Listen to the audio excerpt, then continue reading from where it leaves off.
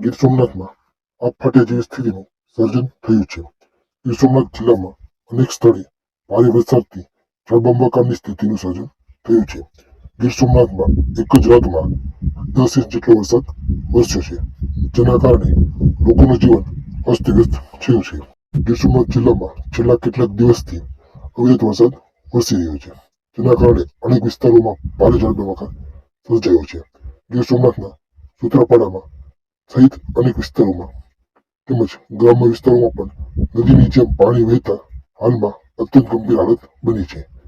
એક જ રાતમાં 10 ઇંચ જેટલો વરસાદ વરસવાથી ગામની ગલીઓમાં જાણે નવી નદી વહી હોય તેવા દ્રશ્યો સર્જાયા છે. વેરાવળમાં પણ સતત વરસાદની તીવ્રતા વધી રહી છે. અહીં મુખ્ય બજારો પાણીમાં ડૂબી ગયા છે અને તપ્તેશ્વર મંદિરના વિસ્તાર સહિત અનેક વિસ્તારોમાં પાણી ભરાયા છે.